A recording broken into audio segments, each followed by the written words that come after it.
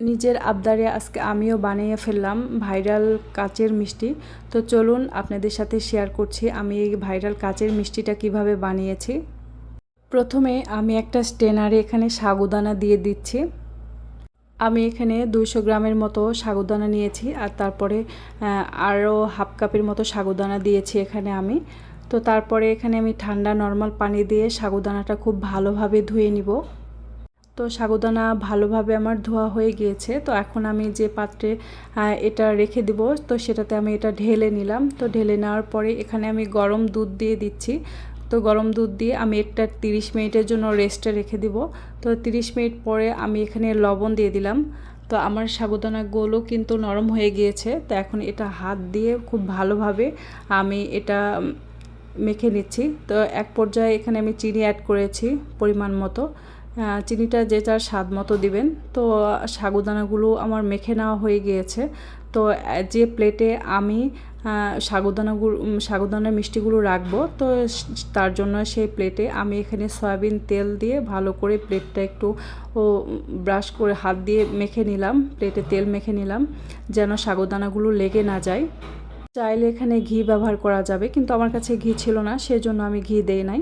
তো তারপরে হাতে তেল মেখে নিয়ে আমি মিষ্টিগুলো বানিয়ে নিলাম ছোট ছোট করে। আর অপর একটি পাত্রে আমি এখানে 1 লিটারের মতো দুধ দিয়েছি। তো 1 লিটার দুধ দেওয়ার পরে তারপরে সাদা এলাচ দিয়েছি 2-3টার মতো। এগুলো দেখতে কি কিউট হয়েছে তাই না? দেখতে অনেক সুন্দর লাগছিল। দুধ দিয়েছি, তো সেটা আমার এগুলো সব বল বানানো শেষ হয়ে আর গেছে। এদিকে এই যে সাগুদানার মিষ্টিগুলো কিন্তু আমার রেডি হয়ে গিয়েছে। মিষ্টিগুলো দেখতে কি কিউট তাই না? আর এদিকে দুধে বলক উঠে এসেছে। তো আমি এখন সাগুদানার মিষ্টিগুলো এক এক করে দিয়ে দিব। তো দুধ জাল দেওয়ার সময় যে একবারে বলক উঠতে হবে এরকমটা না, হালকা গরম হলে এই সাগুদানাগুলো দেওয়া যাবে। তো আমি এখানে একটা একটা করে দিয়ে দিচ্ছি, একসাথে সবগুলো দিচ্ছি না, একবারে একটা একটা করে হাত দিয়ে একটু সময় নিয়ে দিয়ে দিচ্ছি।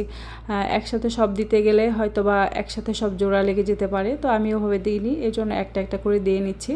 তো সাগুদানা দেওয়ার পরে অল্প একটু পরে দেখবে যে সাগুদানাগুলো উপরে ভেসে উঠছে।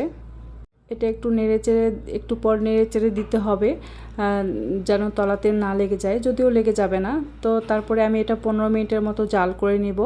তো 15 মিনিট ওইদিকে জাল হচ্ছিল, আর এদিকে আমি একটা ড্যানিশের কনডেন্স মিল্ক নিয়েছি।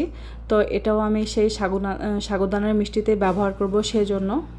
তো 15 মিনিট পর মিষ্টিগুলো এমনটা হয়েছে, এই পর্যায়ে আমি কনডেন্স মিল্ক দিয়ে দিচ্ছি।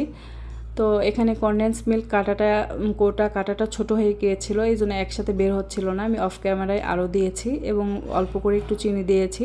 তো মিষ্টিটা যে যার স্বাদ মতো দিবেন, দেখবেন যে যেমন মিষ্টি পছন্দ করেন তেমন। তো আমার এই যে মিষ্টিটা রেডি হয়ে গিয়েছে, এর থেকে আর বেশি ঘন করব না, ঘন করলে কিন্তু এটা আরও বেশি জমে যাবে। তো তারপরে এই যে ঠান্ডা হওয়ার পরে আমি একটা বাটিতে এটা ঢেলে নিচ্ছি। এই যে আমার সাগুদানার মিষ্টি রেডি হয়ে গিয়েছে।